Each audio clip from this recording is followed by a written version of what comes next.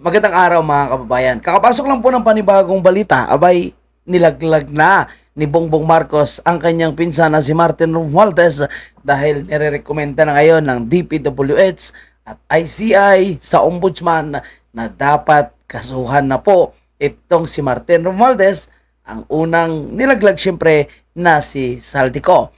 Sinasabing may sapat na daw po na ebidensya para irekomenda na kasuhan itong si Martin Romualdez.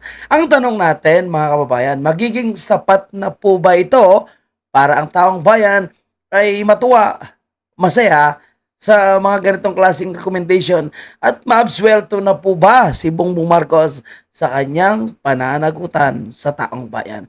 Yan po yung ating pag-uusapan at marami pang iba. At kung kayo po ay bago lang, huwag kalimutan mag-like at siyempre kung hindi pa kayo nakasubscribe, mag-subscribe naman mga kababayan natin. Sige, bago natin puntahan itong recommendation na ito ng DPWH at ICI, nakasuhan itong si Martin Romualdez, pati po sa Palawan, mga kababayan, kung saan ay naging caretaker pala itong si Martin Romualdez pagkatapos mamatay ang congressman na in charge doon o yung nanalong congressman, hindi po ibinigay ni Martin Romualdez sa iba o hindi nagkaroon ng special election para magkaroon ng panibagong congressman sa Palawan. Kundi ang ginawa ni Martin Romualdez, siya yung naging caretaker. Yun pala, nung siya ay hinawakan niya na nga po ang lugar na ito, abay lumubo yung mga flood control at sinasabing lahat ay napunta kay Martin Romualdez. Nako po mga kababayan po natin. Alam niyo marami yan si Martin Romualdez, mga hinawakan na mga distrito. Isa po sa hinawakan niya ay yung distrito ng dating congressman na si Arnie Teves. And basta marami pa. No, anyway, dito muna tayo, focus muna tayo sa issue ng Palawan and isa-isahin natin lahat at yung recommendation ng ICI. So tuloy-tuloy na to, mga kababayan. Tila naging sentro ng bidding operations ang Palawan mula late 2023. Ayon yan sa isang source na dumulog sa Billionaire News Channel.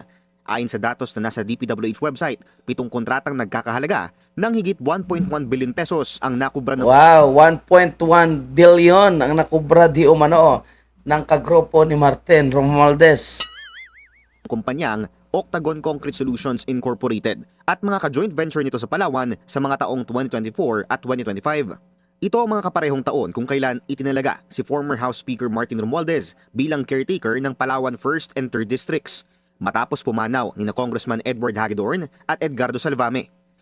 Ka-joint venture ng Octagon sa mga proyekto ang ilan pang kontrobersyal na mga kumpanya tulad ng Wawaw Builders at Mac Builders na dati na ring na-blacklist dahil sa mga delayed na proyekto. Ayon sa DPWH documents na nakuha ng BNC, si Milton Ngu ang nakalagay na Authorized Managing Officer ng Octagon ngayong 2025. Siya ang kapatid ng businessman at dating government envoy na si Maynard Ngu, na una na ring nadawit sa flood control scandal bilang bagman umano ni Senator Cheese Escudero. Isahin natin mga kabayan itong si Maynard Ngo ay best friend po yan ni Lisa Marcos. At yan po ay nakikialam din umano sa mga appointees sa Malacanang at sinasabi naging special envoy to China po itong si Maynard Ngo. So, kita nyo ngayon ang mga connection mga kabayan po natin Talagang kilalang tao itong si Maynard Ngo at konektado din yan kay Lisa Marcos. Alam nyo, kahit anong gagawin nilang paglilinis, hugas-hugas kamay, no, itong si Bongbong Marcos, ay hindi po malilihis ang isyo. Kung may pananagutan, Saldico, Martin Romualdez at ilang pang kasabwat, number 1 na may pananagutan, si Bongbong Marcos. Maynard Ngu and I are close friends and we go years back. He is also a close friend and campaign contributor of Senator Cheese Escudero. Di lang Chis Cudero, Bongbong Marcos din. Maynard Ngu asked me to submit a list of projects. I personally submitted a list of projects to Maynard Ngu. Deliveries of cash were personally made to me, by me, to Maynard Ngu at his office in Manila. Pero base sa iba pang dokumentong nakuha ng Billionaire News Channel, hindi lamang si Ngu ang may mataas na posisyon sa Octagon. Nako. Natuklasan kasi ng aming team na major shareholder ng Greenergy Holdings Incorporated ang nasabing kumpanya. Sa isang 2024 Securities and Exchange Commission filing ng Grabe. Greenergy, isang Norman Vincent Bungubong ang nakapirma bilang Chairman at Chief Executive Officer o CEO ng Octagon. Ayon sa source ng Billionaire News Channel, minsan naging Executive Assistant ni Romualdez si Bungubong nang i-appoint niya ito noong 2022. Diba? malaking organisadong magnanakaw po yung nakaupo sa pwesto, itong sila Martin Romualdez. Kaya never po na nagkamali si Vice President Sara nung sinabi niya na dalawa lang yung may hawak ng budget ng bayan. Martin Romualdez and Saldico, and of course, no, ang kanilang pinaka-boss ay si Bongbong Marcos na tinawag na adik ng kanyang kapatid na si Amy Marcos. Kaya wala tayong maaasahan hanggat sila po yung nakaupo sa pwesto. At ako habang nakaupo po sila, okay, may mga recommendation po ito. Ito sinasabi na kakasuhan na daw po si Martin Romualdez. Maniniwala po ba kayo, no? Na ito po ay magbunga sa isang malaking pananagutan, pagkukulong at pagbabawi ng kanilang ari-arian, kagaya nung nangyari sa mga Diskaya. Bakit ang bilis sa mga Diskaya? Na-auction na agad yung mga sasakyan. Bakit ang bilis? Dito po kay dating Banban Mayor, sino pangalan ito? Si Alice Goo. Bakit ang bilis? Ano na agad, no? Nahatulan na agad. Yung mga ari-arian nila nakuha na agad ng gobyerno. Bakit kay Saldico, kay Martin Romualdez at ilan pang mga kongresista, bakit ang bagal? O mga senador, bakit ang bagal? Diba? Bakit ang bagal po? Kasi sila nga yung gumagawa ng mga ganitong klaseng pagnanakaw. At pati po, itong investigation na ito, ipaikot-ikot lang po ito. Ito po ay malaking drama din. Hanggat hindi yan sila mapapalitan, hanggat hindi yan sila umalis sa pwesto, walang mangyaring pananagutan sa kanilang mga tunay na kasabwat. And kung ako ay Martin Romualdez total, nilaglag siya ni Bongbong Marcos. Dapat kumanta rin siya. Hindi siya papayag na siya lang. Laglag niya rin si Bongbong Marcos. Parang ginawa ni Saldico, kwento niya. Sabihin niya na totoo lahat ang sinabi ni Saldico. Ayon sa datos ng DPWH, una nang nakakuha ng mga kontrata ang Octagon sa Palawan noong 2017 at 2018, pero nasundan lamang ito noong 2024 na. Dumulog kami sa opisina ni former Speaker Romualdez. Anila, hindi raw parte ng staff ng kongresista si Bungubong. Wala rin Siyempre, wala naman talagang umamin Pag nanakaw nga, bilyon-bilyon na, wala pang umamin daw itong koneksyon kay Romualdez. Para sa agenda, Joash Malimban. I will just read to you. Dito tayo punta tayo mga kabayan po natin sa recommendation ng ICI. May asahan po ba tayo? Aamin po ba yung mga yan? Yung pagnanakaw na ito, talagang pinaghandaan nila ito na hindi po sila mahuli. At ang inakala nila, lahat na mga pangyari, lahat na panahon, ay papabor po sa kanila. Hindi nga po Kasi may karma po, may divine intervention. At naniniwala ako na ang lahat na nangyayari sa mga gunggong na ito ay talagang, kumbaga, Diyos na po yung nagpapatunay. Kalikasan ang nagpapatunay na talagang nagnakaw yung mga ito. Kalikasan na rin ang nagpapatunay na sinungaling itong si Bongbong Marcos.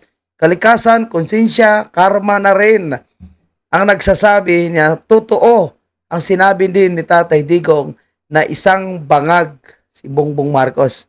At may bonus pa. Dahil mismo si Amy Marcos ang nagsabi at nagsabi rin na hindi lang si Bongbong ang bangag, hindi kasama rin itong si Lisa Marcos at itong si Sandro. Marami pa sa kanilang tropa at pinangalanan nga ang isang artista na si Maricel Soriano. So sa recommendation na ito, mga kababayan po natin, may mapapanagot po ba hanggat si Bongbong Marcos? Ako wala pa rin akong tiwala dito. Masaya tayo. Of course, nilaglag niya na si Martin Romualdez para malinis ang kanyang pangalan. Pero ang tanong, mapapanagot po ba talaga? Mabawi po ba talaga ang ninakaw nila? Mabawi po ba talaga yung mga perang kinulimbat nila mula sa taong bayan? Kasi kung naghihirap ang tao, sila yung mayaman, abay, kailangan kukunin yan sa kanila. And ako, no, hindi pa rin ako masaya dito hanggat hindi napapanagot ang utak ng lahat na ito. Marcos ang utak ng lahat ng pagnanakaw na ito. Totoo yung sinasabi ni Saldico, billion-billion insertion, 25% sa kanya. Idi wow. The recommended action contained in the second to the last page. And these are letter A, violation of Republic Act 7080 or an act defining and penalizing the crime of plunder. Letter B, violations of Section 3A, B, and E and H of Republic Act 3019 or the Anti-Graft and Corrupt Practices Act. And finally, violation of Article 210 of the Revised Penal Code on direct bribery. These have actually already been announced by the President in his statement earlier this morning. But these we leave up to the Office of the Ombudsman for further investigation and for eventual filing. Tila naging sentro ng bidding operations ang Palawan mula late 2023. Ayon yan sa isang source na dumulog sa Billionaire News Channel. Okay, so yun po ha, sinasabing kasama sa nirekomenda, nakasuhan po itong si Martin Romualdez and Saldico. Sige, tingnan natin kung ano yung magiging action nila dito. Alam naman natin, no? Talagang maraming pera ang nilabas si Martin Romualdez galing sa pagnanakaw para mapagtakpan ang lahat na isyong ito. Kita nyo naman kung paano siya proteksyonan ni Pinky Lacson at ni Tuta Soto, mga kabayan. Ganon din po itong si Boying Remulla. And sa recommendation ito, mapapanagot na po ba siya? Natin, tayo naman ay hindi po tayo natutulog at hindi po tayo nga, no, nananahimik sa mga isyong ito. Tayo po ay lagi lang nakaabang kung ano po yung mga maiirit na mga pasabog at ang kanilang paglalaglagan. Sabi ko nga, tayo po ay manonood lang, no? Kakain ng popcorn, magkikwentuhan habang sila po ay naglalaglagan. Okay, speaking of laglagan, mga kababayan po natin, dahil itong si Claire Castro ay sobrang makapal ang mukha talaga, mga kababayan po natin, no? Bistado na nga ang kanyang amo. Siyempre, anong ginagawa, mga kababayan po natin? Patuloy pa rin na nagmamalinis. Maya, puntahan natin bakit daw Kaya po gonggong natin, pabayaan na po itong natin. si Sila na, Bongbong Marcos. Ito, puntahan natin ha, yung palingkera po ng Palacio de Polvoron na nakatikim po ng matinding supalpal mula sa mainstream media. Dito.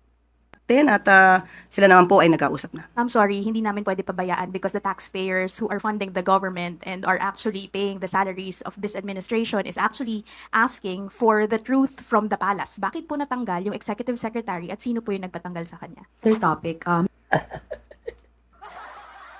Ang sabi niya kasi, pabayaan na lang daw.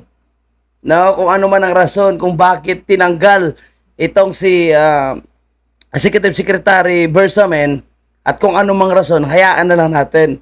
Ano sabi ng, I think taga News 5 po ito, hindi pwedeng hayaan. Di ba?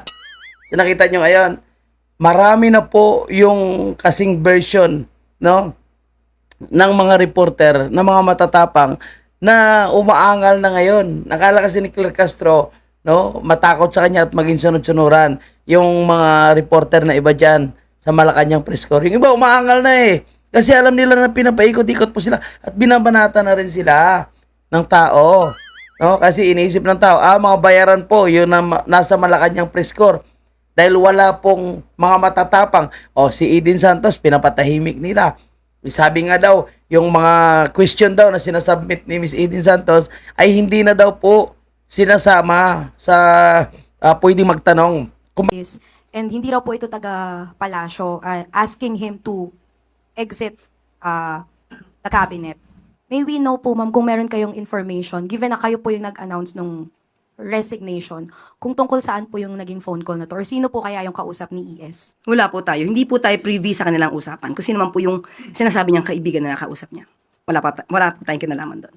Thank you, ma'am. Follow-up question, Alexis Romero, Philippine Star. Yusek, former ES Bersamin said, masarap lang daw pakinggan yung delikadesa, pero hindi naman daw ganun yung nangyari, no? Do we still stand by our statement that he resigned out of delikadesa? Muli po, ang pina-announce po sa atin ay galing sa palasyo at kung ano po naramdaman ni ES Bersamin, yun din po na ginagalang po natin ang kanyang nararamdaman. At kung ano po ang sinabi lamang po ng palasyo, yun lamang po ang ating in-announce. Follow-up related lang, Yusek, ano? Kanina may nabanggit na pabiro si Presidente about a cabinet shake-up, even jesting na si FL daw po ay magiging ambassador for OFWs. Magkakaroon ba talaga ng Shake up? Sabi mo pabiro. Hindi, minsan half-meant, di ba? Minsan ng mga... So, okay. So, ito po mga kababayan hindi po mabanggit-banggit ni Claire Castro kung sino po yung nagtanggal kay Bersamin, sino po yung kausap ni Bersamin, kasi nga po, takot siya na pangalanan na ang lumalabas na si Lisa Marcos daw po ang nagpatanggal dito kay Bersamin. Tingnan mo, pati yung pagpapatanggal ng mga tao kay Bersamin at kay Pangandaman ay si Lisa Marcos daw. Kasi kinakabahan po sila na baka lalong magsasalita o baka madulas itong si Bersamin. Kaya ang plano ngayon kay Bersamin ay patahimikin ito. Pero nakita niyo mga kabayan po natin, di ba? Nag-react si Bersamin. Pero medyo pumipigil pa. Kasi nagsalita pa siya na ano pa rin, suportado niya pa rin si Bongbong Marcos kahit siya po ay tinanggal. Ganon din ang naging pahayag ni Pangandaman. Suportado pa rin nila si Bongbong Marcos kahit sila ay tinanggal. Sa ngayon, mga kababayan po natin.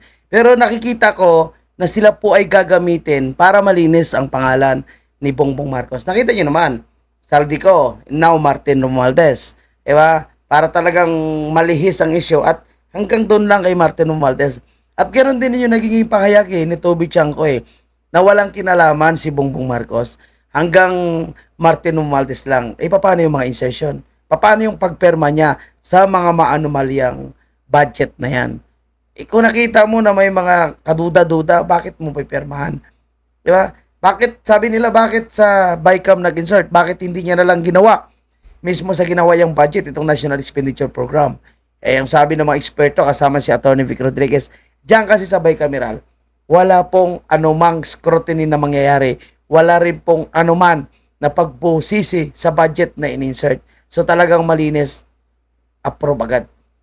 Kaya kung may gagawin silang sikreto, anomalya, sa BICAM nila ipapasok. Ayan, nagkabistuhan na po sila. And sabi nga natin, no, hindi ibig sabihin naligtas na po itong si Bongbong Marcos kahit ipakulong niya pa po itong si Martin Romualdez dahil sadyang siya po yung pumerma ng maanumalyang budget, di ba? Pasok natin si Ben Barobal. Kung bakit gunggong siya. Sino ba travel na travel tapos umutang sa World Bank? Siya. Sino ba? Ang galing talaga ni Ben Barobal. Kaya mga kabayan natin ha, shoutout kay Ben Barobal. Of course, kung hindi pa kayo nakasubscribe, subscribe niyo po. Maganda yung banat nito. Medyo na nahimik to nakaraan, pero bumabalik na naman si Ben Barobal. Sige, tuloy natin. Nakakatawa po, pero totoo, no? Ang kanyang mga birada dito. Pumirma ng budget para ma-release sa Congress? Siya. Siya pa rin, tama. Tapos binigay sa mga demonyo, pinangkasino nila. Sino magbabayad ng mga inutang neto? Sige nga, hulaan nyo. Tayo. Tingnan nyo. Diba? Tayo pa rin yung magbabayad. Tapos yung mga tanga niyang supporter, tuwang-tuwa pa, no? Suportado pa rin daw nila si BBM. At napansin niyo po ba ngayon, mga kababayan po natin, marami po sa mga politiko ngayon na parang tanggap na lang nila ang pasabog ni Amy Marcos na nagsasabi na adik ang pamilya ni Bongbong Marcos. Siyempre kasama siya, adik na singgero itong si Bongbong Marcos. Parang tanggap na lang nila. Ilan yung mga politician yung nagre-react ngayon? Ilan yung mga Pilipino yung nagre-react ngayon? Parang tahimik lang po sila. Na supposed to be, ito na, lalabas tayo. Galit tayo sa adik. Galit tayo sa gumagamit ng droga. Bakit? Kasi maapektuhan po yung pamilya nyo. Pero ngayon lumalabas na yung nakaupo sa pwesto is drogista. Parang tahimik lang po tayo. So dapat ito na yung panahon na para magsalita ang lahat. Ninakawang ka na, magbabayad ka pa. Binaha ka na nga, lulukohin ka pa. Hirap ka na nga, tatakasan ka pa. Sa sobrang tindi na nakawan, pati si Monkey D. Luffy nakitagyak na. Sila yung mega, most, biggest, super duper pag-usapan ng gang. Maning-mane, walang binatbat, miski katiting, yung Alvin Flores Robbery Gang. Istribo gang, martilyo gang, dugudugu gang, salisigang, kuratong baliling gang, saka sesto gang. Panis na panis dito kahit pagsamasamahin mo pa lahat ng gang. Mas matindi to kasi government official na yung member ng Robbery Gang. Tama. Napakalaking sindikato ay nasa gobyerno. So, walang binatbat. Yung lahat. Diba? Kasi ito yung napakatindi. Kung may mga pagnanakaw na tinatawag nating illegal, ito yung pagnanakaw, ginawa nilang legal. Putsaragatas. Member ng Robbery Gang, government official na. Diba? Sa history ng Tama, Pilipinas, Ben. ito na yung pinaka-worst president talaga. Kaya pag tumagal pa to, Tumagal pa to presidente na to, yung nakawan lalo pang lalala. Nice, Bongbong! Palakpakan ng mga tanga! Palakpakan ang mga tangang supporter ni Bongbong Marcos. Tuwang-tuwa pa. At kapag nagrarally ang tao na galit sa ginagawa nitong si Bongbong Marcos, abay, nagagalit po sila. No? Bakit daw tayo nagrarally? Hindi kayo magtatagumpay bukas ay si Bongbong pa rin ang presidente. Tuwang-tuwa pa sila. At gustong-gusto nila yata na lagi po silang binabaha.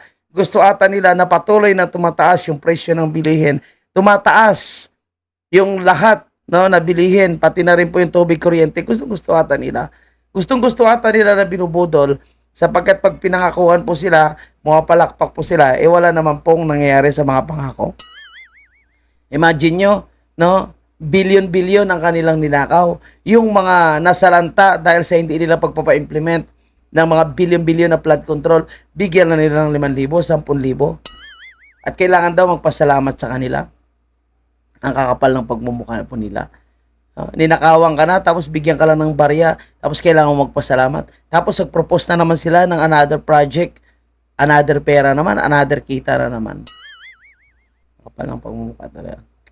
Kaya itong mga recommendation na kasuhan si Martin Romualdez, kasuhan si Saldico, ito po is another drama na naman para mapapaikot na naman tayong mga Pilipino sa kanilang malala na kasinungalingan. Ang galing talaga ng banat nitong si Bin Barobal, mga kabayan po natin. Pero tingnan nyo naman, totoo naman ang kanyang sinasabi, di ba? Napakatanga po itong mga sumusuporta pa rin kay Bongbong Marcos. Kasi ninanakawan na, tuwang-tuwa pa, nagpapalakpakan pa.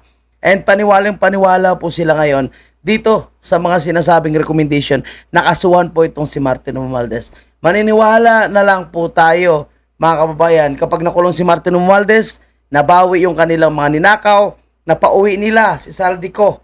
Yun, no?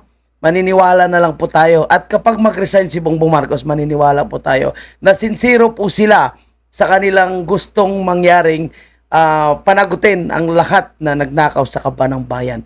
Dahil again, mga kabayan po natin, hindi po exempted itong si Bongbong Marcos sa pagiging magnanakaw at pagiging adik. Dahil yan po ay kinurpirma na ng kanyang kapatid at sinasabing marami pa yung magsasalita. Sinasabing marami pa ang maglalabas ng impormasyon patungkol sa tunay na pagkatao ni Bongbong Marcos. At kung totoo, itong sinasabi na si Lisa Marcos yung nag-appoint, si Lisa Marcos yung nagtatanggal, itong mga bago lang, no, at nakaraan pa, useless po na si Bongbong Marcos ang presidente kung ang kanyang asawa na mukhang palaka, pangit pang ugali, yung nagdedesisyon para po sa ating bansa, mga kababayan po natin. At yun nga sabi natin, no, pati yung pulis natin kasundaluhan, lagi nila sinasabi susunod po sila sa konstitusyon. Pag nanakaw po, mga kababayan ang ginagawa, na nakaupo sa pwesto, mananahimik pa rin pulis at kasundaluhan po natin. Kaya dapat makonsensya po sila. Makonsensya po sila sa ginagawa po ng nakaupo sa pwesto ngayon. Sobra na po yung papahirap sa bayan. At kung papayagan nila na magpapatuloy yan, hindi lang naman ordinaryong tao yung apektado dito, sila rin naman. Dahil mapipilitan yung tao na hindi magbabayad ng buwis. Mapipilitan yung tao na magbibingi-bingihan na lang sa buwis, hindi na magbabayad, sino yung apektado? Ito ngayon, tingnan nyo, yung mga kababayan nating OFW sa katapusan, hindi na po, o baka starting this week ata, hindi na sila magpapadala. Hindi na sila magbibigay muna, hindi muna sila mag-remit para sa kanilang pamilya, in advance na nila. Dahil gusto nilang iparamdam na talagang mali po ang nangyayari sa ating bansa. Kaya pulis, kasundaluhan natin, ito na po yung panahon nyo. Kumilos kayo at proteksyonan nyo po yung taong bayan against sa mga magnanakaw. At huwag po sana ay poproteksyonan nila yung mga magnanakaw. Kawawa po yung ating bansa. Maliit ang pera ang kanilang ninakaw. Imagine mo, nung araw na pinadala nila si President Duterte, naglabas po sila ng 17 luggages, March 11, 2025. Nung pinadala nila si Tatay Dico. Yun po yung nagtaas ng sahod ng mga pulis natin, kasundaluhan. Pero, hinayaan nilang mapadala po sa dahig ng isang adik at itong mga sindikato na namumuno sa gobyerno. Nag-cash out, ang daming pera. Saan nangyari yun? Saan napunta yun? Ang pera na yun. Diba? Pera natin yun. Pera ng lahat ng mga Pilipino yun. Pinangbayad para lang mapadala ang kritiko nila, mapadala si President Duterte na nagbubulgar ng katotohanan sa mga nangyayari ngayon sa ating bansa. At ngayon, ito na naman, no? Yung mga oligarko, yung mga kaliwa, yung mga dilawan, hindi nila matanggap na babalik po ang isang Duterte sa Malacanang. Anong gusto nilang gawin? Hindi nila susundin ang konstitusyon at gusto nila na gagawing caretaker itong si Ramonang kung sakaling mag-resign itong si Bongbong Marcos. Dahil ang oligarko alam nila na hindi na makokontrol si BP Sara. Itong mga kaliwa, itong mga dilawan, no, itong mga magnanakaw, itong mga sinungaling, lahat yan sila mapapakulong. Marami po dyan sa mga kaalyado, kaibigan po ni Ramonang, yung mga involved sa anomalyang flood control. Martin Romualdez, Saldico, and itong si Bongbong Marcos. Kaya para managot sila, dapat si BP Sara pa rin, no, by constitution, at hindi dapat papayag ang taong bayan na maging caretaker si Ramonang. Ano yung shortcut? Tumakbo muna siyang vice president or president kung gusto niya talagang siya ang mamuno sa ating bansa. Hindi pwede na pipick up na lang po sila, no? Hindi pwede na pipili na lang sila kung gusto nila. Nasaan na po yung pagiging democratic country po natin at yung proseso ng eleksyon, no? I-bypass po nila. Ganon. And ano naman ang kinalaman? Sa totoo lang nitong si Ramonang sa pagpapatakbo ng gobyerno. Anong kinalaman niya? Anong alam niya sa pagiging presidente or vice-presidente? Hindi nga nagtakbong mayor yan eh. O negosyo, magaling po siya. Pero sa pagpapatakbo ng bansa, strategiya na makikipag-usap sa mga foreign investors, diba? Makikipag-usap sa mga iba't ibang ahensya ng gobyerno. Anong alam nito? So yun na lang. Yun ang kanilang gustong gawin. Gibo Chodoro, Ramonang, yun ang kanilang papaupuin para lang hindi makabalik ang isang Duterte dahil ayaw nila na mapanagot po sila sa ginawa nila kay President Duterte, sa ginawa nila sa ating bansa. Ramonang, di walang pagbabago yon. Kasi konektado yan kay Bongbong Marcos eh. So hindi pa rin mapapanagot sila. Konektado yan kay Martin Romualdez, hindi pa rin sila mapapanagot. So parang kung papayag ang taong bayan na si Ramonang ang maging caretaker, another pangkagago, another panluluko na naman ito. Ba? Walang mangyayari mga kabayan po natin. Kaya dapat talaga lahat ng mga Pilipino ay magsalita at hindi dapat papayag na pinapaikot-ikot lang ng nakaupo sa gobyerno ngayon. No? Tiis ang mga bigating negosyante sa ingay sa politika. At dahil tablado na ng militar ang ideya ng junta, ay gusto raw nilang maging stabilizer ng gobyerno. Si ultra-bilyonaryo Ramon Ang. At narito ang agenda report ni Ivy Reyes.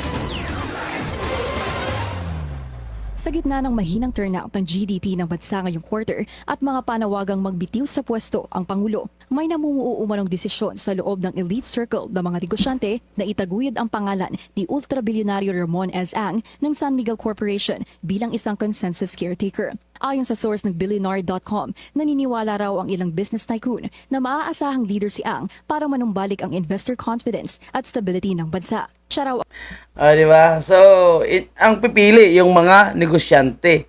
Yun nga yung sinasabi ko eh. Ano naman yung alam ni Ramon Ang sa pagpapatakbo ng bansa?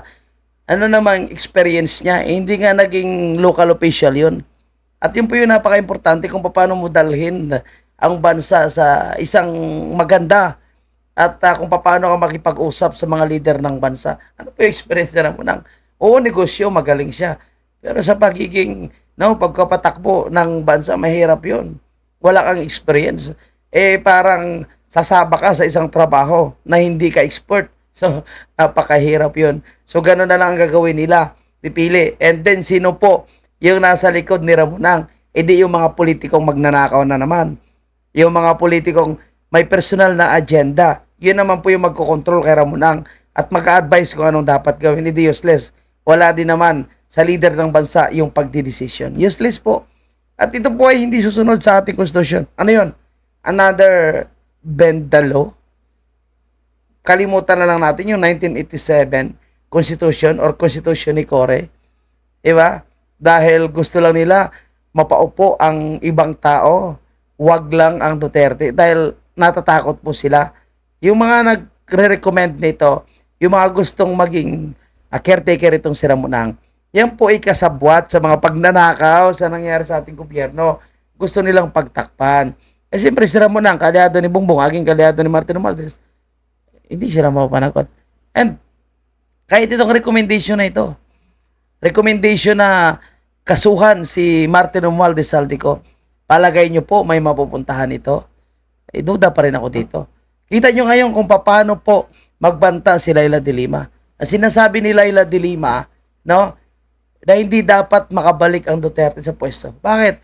Kasi takot sila na makulong po sila. Lalo na po yung involved sa illegal na droga. Talamak yung droga ngayon sa ating bansa. Na kahit mismo ang dating Vice Presidente na si Leni Robredo humingi ng tulong ngayon dahil talamak na ang droga sa kanyang lugar, sa kanyang nasakupan. Walang ginagawa aksyon yung pulis.